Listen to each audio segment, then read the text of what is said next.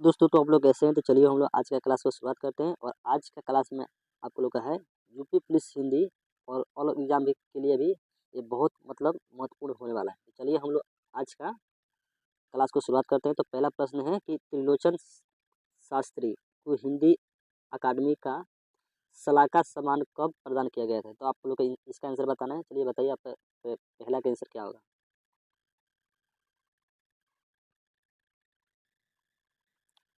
तो चलिए दोस्तों हम लोग इसका आंसर जानते हैं कि इसका जो त्रिलोचन जो पहला नंबर जो प्रश्न है ना आपका इसका आंसर ऑप्शन नंबर डी बिल्कुल सही हो जाएगा। यानी इनको अकादमी पुरस्कार 1989 से 1990 में मिला था। तो चलिए इसी तरह हम लोग दूसरा को भी देखेंगे।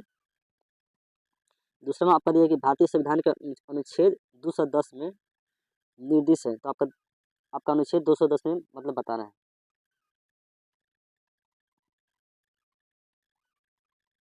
तो चलिए आप लोग दूसरा का आंसर फटाफट दीजिए।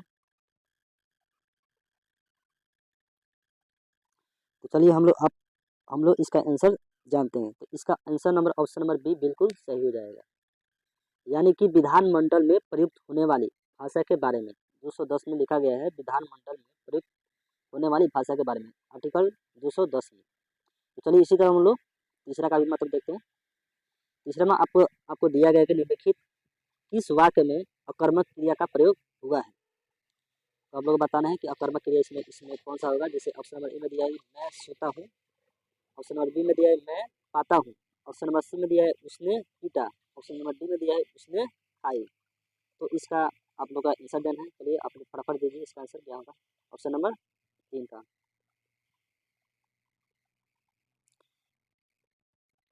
तो भाई आप इसका आंसर नंबर आपका ए बिल्कुल सही होगा। यानी मैं सोता हूँ ये अकर्मक क्रिया है। इसका ऑप्शन नंबर ए बिल्कुल सही होगा। तो इसी तरह से हम लोग चौथे नंबर प्रश्न की ओर चलते हैं। और चौथे नंबर प्रश्न आपको लिखा कि माँ की बहन संबंध को बताने वाला एक सार्थक शब्द कौन सा है। तो आप लोग का चौथे को आंसर आपको बताना है कि आपका चौथा का आंसर क्या होगा। चाची होगा, मौसी होगा, दादी होगा या नानी।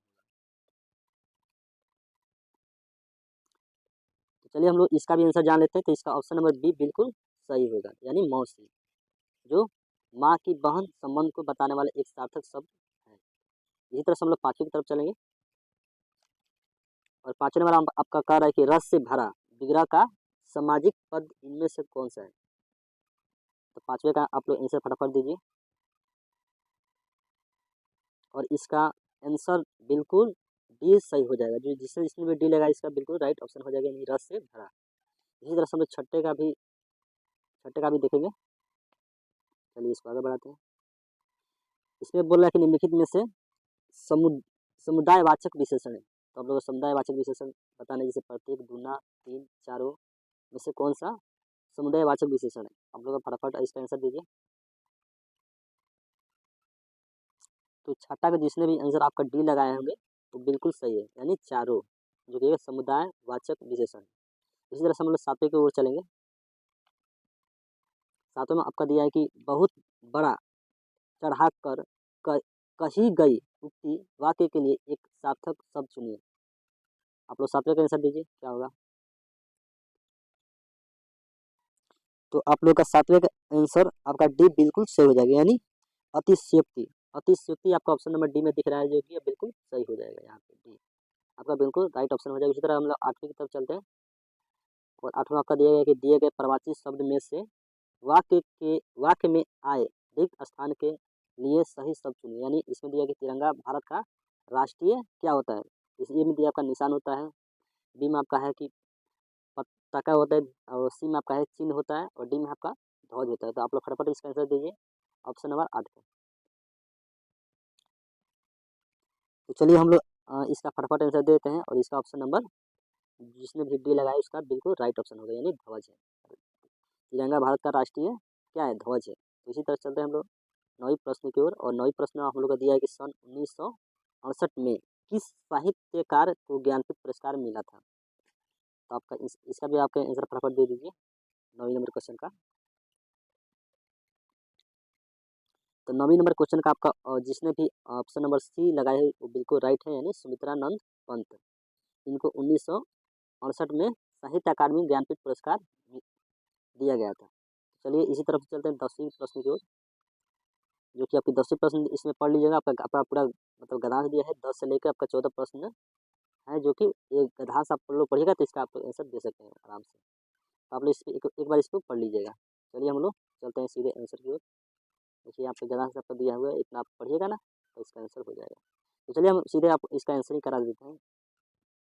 और 10वीं का इसमें दिया है कि निम्न में कौन कल्पना और मानवीकरण की प्रवृत्तियों को भाषा में लिंग की उत्पत्ति का कारण नहीं मानता है। इसमें आपको बताना है कि कौन सा नहीं मानता है। जो आप लोग इस गद्यांश को अच्छा तरह से रीडिंग कीजिएगा तो इसका आंसर आप लोग का पता चल जाएगा। तो चलिए इसका आंसर 10वीं का होगा, जो ऑप्शन नंबर डी बिल्कुल सही होगा। यहाँ पे 10वीं का ऑप्शन नंबर डी यानी अर्नलाड। इसी तरह से हम लोग 11वीं प्रश्न की ओर चलेंगे। 11वीं में आपका बोल रहा है कि भारतीय भाषा में लिंग विषयक चिंतन की परंपरागत किससे प्रारंभ होती है। तो इसका 11 का ऑप्शन नंबर अब से इसका आंसर दीजिए, फटाफट दीजिएगा इसका आंसर। इसका ऑप्शन नंबर ए बिल्कुल सही होगा, जिसने भी लगाया होगा, यानी पाणिनि। इसी तरह से 12वीं की ओर चलेंगे। और 12वीं का आपका दिया कि निम्न में से कौन सा विद्वान भारतीय भाषाओं के संदर्भ में यह मानता है कि आ ई प्रत्यय मूल रूप में स्त्रीलिंग को व्यक्त नहीं करते हैं। तो आपको इसका आपका आंसर आपको देना है 12वीं का। और जिसने भी 12वीं का ई लगाया है उसका बिल्कुल ही आंसर क्या होगा, सही होगा। उसी तरह से हम लोग 13 की ओर भी चलते हैं। और 13 में आपका दिया कि निम्न में से कौन सा विद्वान भाषा में लिंग का प्रयोग यादृच्छिक मानता है। तो 13 का आप लोग आंसर दीजिए। और 13 को जिसने भी आप ऑप्शन नंबर डी लगाए है उसका बिल्कुल राइट ऑप्शन होगा, यानी डी इसका बिल्कुल राइट ऑप्शन होगा। इसी तरह 14 की ओर चलेंगे। और 14 में आपको दिया कि संस्कृत के व्याकरण में लिंग निर्धारण का प्रमुख आधार है। इसमें आप इसका आंसर दीजिए फटाफट से, कौन सा इसका ऑप्शन नंबर होगा 14 का। तो 14 का जो भी बच्चा बी ऑप्शन नंबर लगाया है वो बिल्कुल सही है। 14 का बी यानी अर्थ, यहाँ पे होगा अर्थ। उसी तरह से 15 की ओर चलेंगे। और 15 में आपका दिया है कि नंददास इनमें से किस ग्रंथ के लेखक हैं। तो आप लोग बता रहे हैं नंददास इनमें से किस ग्रंथ के लेखक हैं। इसमें एक ऑप्शन नंबर ए दिया है भाव विलास, बी में दिया है ललित ललाम, सी में दिया है रस मंजरी और डी में दिया है छत्रसाल शतक। तो आप लोग 15 का फटाफट ऑप्शन नंबर इसका आंसर दीजिएगा। और इसका आंसर नंबर 15 का आपका क्या होगा, सी बिल्कुल ही करेक्ट होगा, यानी रस मंजरी। इसका ऑप्शन नंबर सी बिल्कुल करेक्ट होगा। इसी तरह से 16वें प्रश्न की ओर चलेंगे। और इसमें दिया है कि इनमें से कौन सा माल गोदाम शब्द के समास विग्रह का सही रूप है। तो आप लोग का 16 का पता नहीं आंसर, फटाफट इसका आंसर आप दीजिए। तो 16 का इसमें क्या सही होगा, ऑप्शन नंबर सी इसका बिल्कुल सही हो जाएगा। माल के लिए गोदाम, इसका समास विग्रह करेंगे तो इसका यही आंसर होगा। तो ऑप्शन नंबर सी इसका बिल्कुल करेक्ट है। उसी तरह से हम लोग 17 की ओर चलेंगे, क्योंकि आपका 17वां नंबर प्रश्न में कह रहा है कि दिए गए वाक्य के लिए अनावश्यक प्रसर्गों को हटाकर सही वाक्य छाटे। तो आप लोग 17 का फटाफट इसका आंसर दीजिए।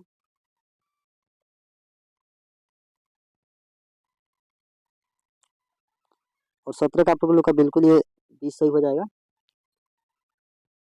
यानी वह छत से नीचे गिर पड़ा। इसका ऑप्शन नंबर बी बिल्कुल सही हो जाएगा। इस तरह से 18वें नंबर प्रश्न को चलेंगे। इसमें दिया है कि लोकोकित और उनके सही अर्थ वाले जोड़े के लिए विकल्प की पहचान करें। यानी इसमें आपको लोग को पहचान करना है कि इसका आंसर कौन सा होगा। जैसे पंचों का कहाँ सिर माथे, इसका ऑप्शन नंबर मतलब इसका ऐसा इसमें कौन होगा, इसका ऐसा मिलान करना है। ठीक है, तो आप लोग एक बार मिलान करके इसको देख लीजिए। तो चलिए हम इसका आंसर ही बता देते हैं आप लोग का। इसका ऑप्शन नंबर डी बिल्कुल सही होगा, यानी जिसने वन का ऐसा वन का ए लगाया है, इसमें 2 का डी लगाया, यानी हमारी बिल्ली हमें से म्याऊं। और इसका ऑप्शन नंबर डी बिल्कुल सही होगा। ऐसा आप लोग देख लीजिए ऑप्शन नंबर डी में, जिसका बिल्कुल करेक्ट हो जाएगा। इस तरह से हम लोग प्रश्न नंबर 19 को चलेंगे। और 19 आपका यहाँ है। इसी तरह से आपका 19 नंबर प्रश्न इसमें दिया लोकोकित और उनके सही अर्थ वाले जोड़े के विकल्प की पहचान करें। उसी तरह से पहचान करना है जिस तरह से आपके 18वें नंबर प्रश्न का था। और 19 का आपका बिल्कुल सही ऑप्शन नंबर आपका सी हो जाएगा, यानी जिसमें पहला का बी लगाया है, ये पहला का बी लगाया है, दूसरा का आपका ए लगाए हैं, इसका आपका बिल्कुल ही सही हो जाएगा, यानी 19 का आपका सी बिल्कुल ऑप्शन सही हो जाएगा। इस तरह से हम लोग 20 की ओर चलते हैं और इसमें दिया है कि केंद्रीय हिंदी निदेशालय की स्थापना कब कब की गई थी। आप लोग का 20 का ऑप्शन नंबर फटाफट दीजिए और 20 का ऑप्शन नंबर डी बिल्कुल सही हो जाएगा, यानी सन 1960 में। इस तरह से हम लोग 21वें प्रश्न को चलते हैं। निम्नलिखित में से सही वाक्य की पहचान करें। इसमें सही वाक्य को आपको ढूंढना है। तो जिसने भी इसका ऑप्शन नंबर सी लगाया है वो उसका बिल्कुल ही राइट होगा, यानी वह देर तक सोकर उठता है। इसका वाक्य का मतलब सही सही वाक्य है। इसी तरह से हम लोग प्रश्न नंबर 22 की ओर चलेंगे और 22 में आपको दिया है कि निम्नलिखित में से बहुवचन शब्द है। तो आपको इसमें बहुवचन आपको ढूंढना है। तो इसमें देखिए ये में दिया है कि डिबिया, बी में हिया, सी में है प्याला और डी में है समाचार। तो आप लोग अब 22 का आप लोग का आंसर आप दीजिए, 22 का क्या होगा। और 22 का जिसने भी भाई आपका डी लगाया है उसका बिल्कुल सही हो जाएगा, यानी समाचार। उसी तरह से चलेगा 30वें प्रश्न की ओर। निम्नलिखित में से कौन सा स्त्रीलिंग शब्द है, आप लोग इसमें स्त्रीलिंग शब्द बताना है। तो जिसने भी 23 का ऑप्शन नंबर बी लगाया है वो उसका बिल्कुल सही हो जाएगा, लॉन्ग।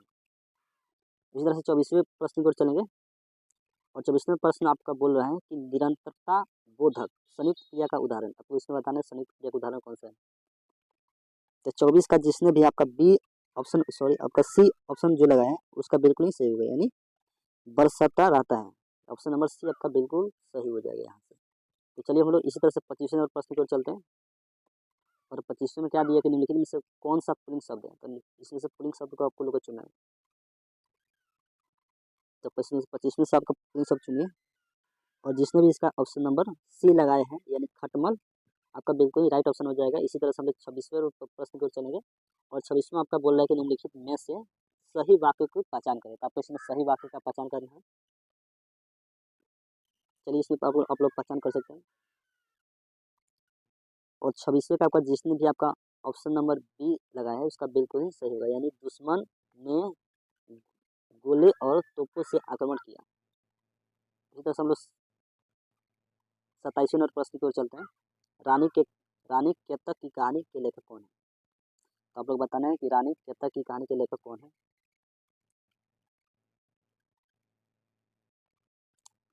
और जिसने भी भाई आपका 27वें का जिसने भी बी लगाया है उसका ऑप्शन नंबर बिल्कुल सही होगा बी, यानी सैयद ईसा अल्लाह खां। इसी तरह से हम लोग 28वें की तरफ चलते हैं और 28वें बोल रहा है कि जिसके द्वारा कर्ता का कर्ता कोई काम करता है उसे उसे क्या कहते हैं। 28वें का भाई जिसने भी आपका बी ऑप्शन नंबर लगाया ना उसका बिल्कुल सही होगा। 28 का ऑप्शन नंबर बी यानी करण। इसी तरह से हम लोग 29वें नंबर प्रश्न की ओर चलते हैं। आपका इसमें कह रहा है कि निम्नलिखित वाक्य में आए खाली स्थान के लिए सही शब्द चुनिए। जैसे इसमें दिया है शब्द माँ ने बाजार से खरीदा। अब इसका आपको 29वें प्रश्न का आंसर बताना है। तो भाई चलिए 29वें प्रश्न में थोड़ा सा दिक्कत लग रहा है, हम लोग 30 की तरफ चलते हैं। और 30 में आप लोग का दिया है कि कुंवर नारायण को ज्ञानपीठ पुरस्कार किस वर्ष प्रदान किया गया था। तो आप लोग का 30 का आपका फटाफट आप इसका आंसर आप दीजिए। तो जिसने भी भाई 30 का ऑप्शन नंबर बी दिया है उसका बिल्कुल ही सही होगा, यानी 2005 में कुंवर नारायण को ज्ञानपीठ पुरस्कार प्रदान किया गया था। इसी तरह से हम लोग चलते हैं 31वें प्रश्न की ओर और 31वां प्रश्न हम लोग का कह रहा है कि निम्नलिखित में से कौन सा कामदेव का परमार्थी शब्द नहीं है। तो अब हम लोग इसमें ढूंढना है कि कामदेव का परमार्थी शब्द नहीं है, कौन सा नहीं है। तो जिसने भी 31 का डी ऑप्शन नंबर लगाया है उनका बिल्कुल सही होगा, यानी निलय। ये मनोज अनंग और ये मनमत जो है ये कामदेव का परमार्थी हो जाएगा, लेकिन ये निलय नहीं होगा। तो इसी तरह से चलते हैं हम लोग 32वें की तरफ। इसका ऑप्शन नंबर डी बिल्कुल सही होगा। 32वें की तरफ चलते हैं इसका। और आपका ये 32वां प्रश्न क्या करें कि हिंदी अकादमी सलाहकार सम्मान की पुरस्कार राशि है। तो इसका भी 32 का आप लोग आंसर फटाफट आप लोग दीजिए। तो भाई बता दें कि 32 का जो भी भाई डी लगाया है 5 लाख आपका बिल्कुल करेक्ट ऑप्शन नंबर होगा। उसी तरह से 33 नंबर प्रश्न की ओर चलते हैं। 33 में आपका कल है निम्नलिखित में से कौन सी रचना नरोत्तम दास की है। तो भाई 33 का ऑप्शन नंबर जिसने भी भाई आपका ए लगाया है उसका बिल्कुल ही सही होगा, यानी सुदामा चरित्र। सुदामा चरित्र की इसका बिल्कुल ही राइट ऑप्शन नंबर होगा। इसी तरह से हम लोग 34 की ओर चलेंगे और 34 में आपका दिया है कि निम्न में से पुष्टि मार्गीय भक्ति संप्रदाय की स्थापना किसने किया।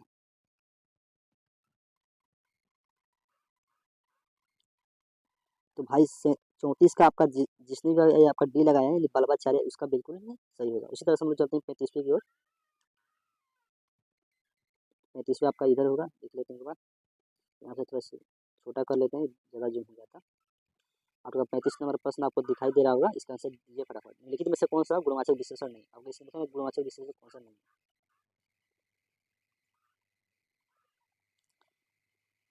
तो भाई 35 का जिसने भी ऑप्शन नंबर बी लगाया होगा बिल्कुल सही है, यानी मनो का अनाज बिल्कुल ही सही होगा।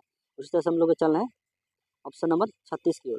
तो 36 में देखिए आपको लोग क्या करेंगे, निम्नलिखित वाक्य में आए खाली स्थान के लिए सही शब्द चुनिए। तो आपने इसमें दिया कि उद्यमी कभी भी हाथ पर डैश डैश नहीं बैठते, यानी इसमें तो इसको बताने कि वे तो कुछ करके ही दिखाते हैं। आप लोग इसमें तो देखना है इसका, बताइए 36 का ऑप्शन नंबर क्या सही होगा। तो भाई 36 का आप लोगों का ऑप्शन नंबर जिसने भाई आपका सी दिया है उसका बिल्कुल सही होगा, यानी हाथ उठा है। इसी तरह से आपका 37 नंबर प्रश्न की ओर चलना है। 37 नंबर प्रश्न आप देखिए बिल्कुल आसान है। इसमें क्या बोला कि कोई आया था वाक्य में कौन सा सर्वनाम का भेद है। तो हम लोग जानते हैं कि कोई यानी ये अनिश्चयवाचक सर्वनाम को बुद्ध कराते हैं। इसमें अनिश्चयवाचक भी है ऑप्शन नंबर डी में, जो कि बिल्कुल सही होगा ऑप्शन नंबर डी। तो चलिए आज के लिए इतना ही, फिर मिलते हैं अगले क्लास में। तब तक के लिए जय हिंद जय भारत। और भाई आप लोग का थोड़ा सा भी वीडियो पसंद आ रहा होगा तो अपने भाई को लाइक और सब्सक्राइब जरूर करें।